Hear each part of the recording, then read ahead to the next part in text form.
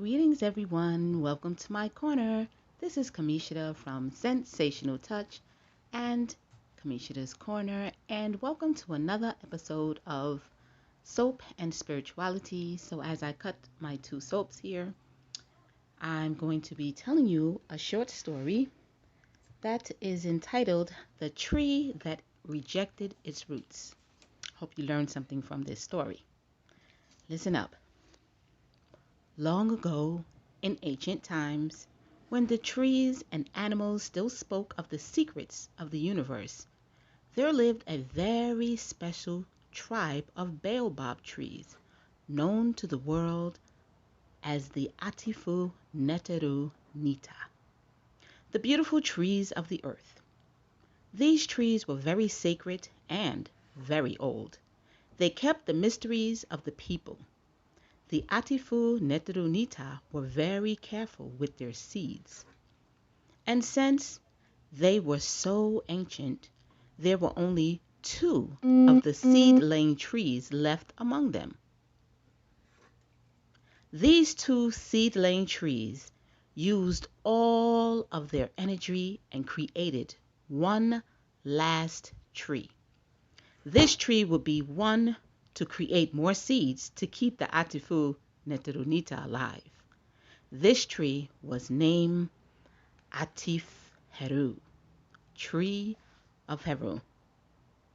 The Atif Heru was a very curious and mischievous child tree. He struggled to listen to the elders of Atifu Neteru Nita. Their wisdom would go in one ear and out the other.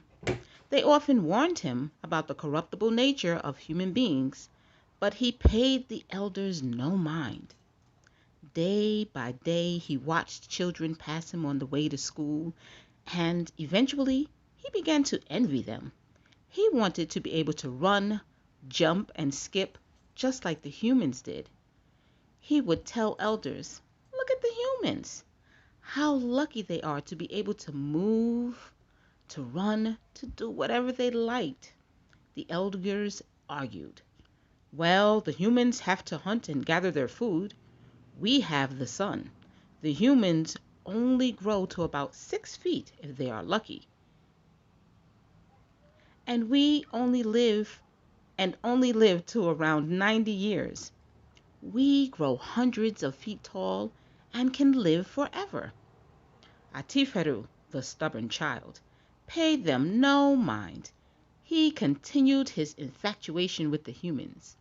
He wanted to be just like them, so much that every morning and every night he would ask the gods to turn him into a human. Day and night he prayed for months on end. One night, just as Atiferu was finishing his prayers, something strange happened. He saw a bright light that moved across the sky and settled in front of him. From the ball of light, a voice emerged. "Atiferu, we have heard your cries and will grant you your wish. We will make you human," said the voice. Atiferu was overcome with joy and thanked the ball of light repeatedly. The light spoke again and said, "Atiferu, listen. We will make you human only on one condition. You are very vital to the future of the Atifu Nefer Unita.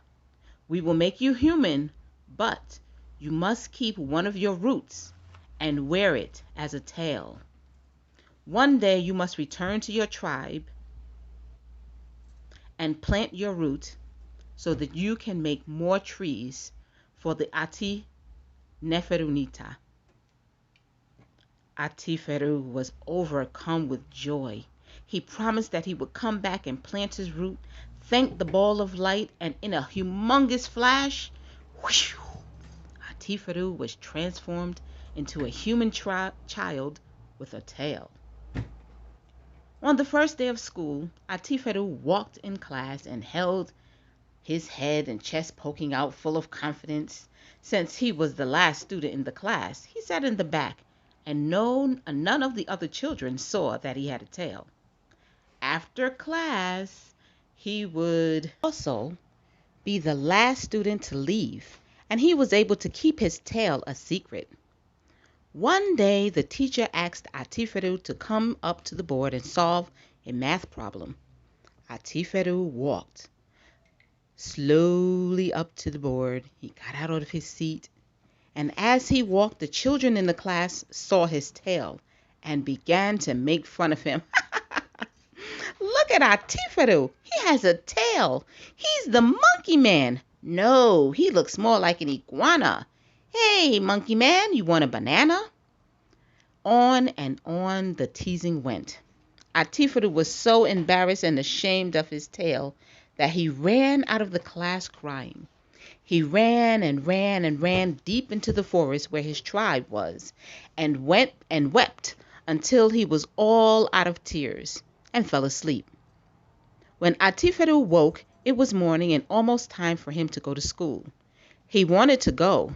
He loved going, but he also dreaded the fact that he had a tail. So Atiferu, forgetting the promise he made and forgetting his tribe, decided to cut off his tail. He found the sharpest rock he could find, and with one swift chop, whoosh, severed his tail from his body and disconnected himself from his root. Just then the shining ball of light appeared, and with a voice of thunder, it shook the trees and the ground around him. Atiferu, what have you done? What about the promise you have made? Are you that forgetful? Atiferu was ashamed for what he had done, but in his ignorance, he was happy to be free from his tail and free from his obligation to his tribe. Atiferu went on to live a somewhat happy life as a human. He made it through school, and thoughts of being an Atiferu Nefer Nita were just foggy memories in his mind. Atiferu became an expert carpenter and lumberjack. The same trees from which he grew were the same ones he was responsible for cutting down. Sometimes I too feel like Atiferu. Wouldn't it be easier to forget the obligations that I have for my people?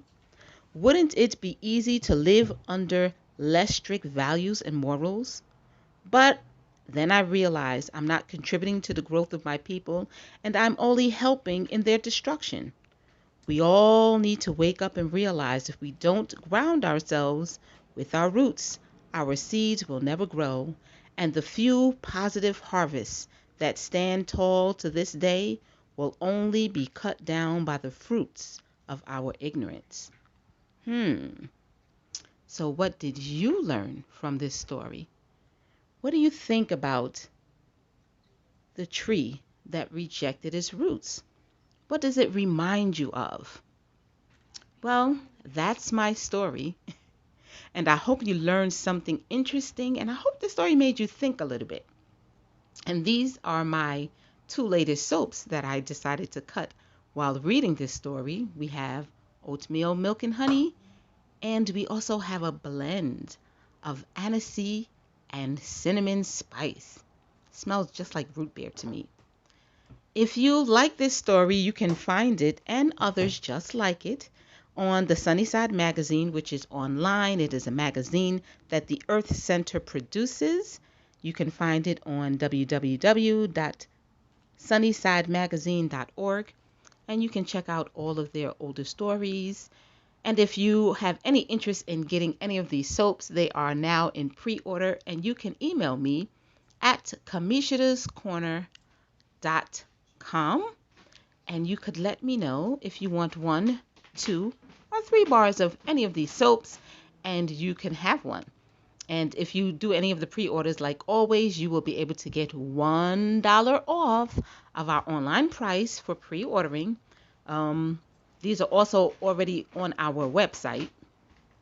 So right now it is still in pre-order for the next week. It will be in pre-order, and then it will not be in pre-order anymore. So I will not be offering that after a week. So if you're interested, you have one more week to get any of these for the pre-order price.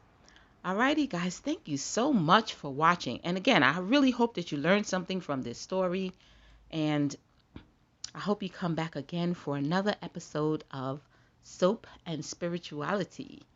We meet and we talk about all things spiritual and traditional culture every day. So I'd like to thank you all for watching me. If you are already a subscriber, thank you so much. If you are not a subscriber, please consider subscriber. Look down below, click that subscribe button, and press that notifications bell so that the next time I upload another episode of Soap and Spirituality, you will be sure to be notified.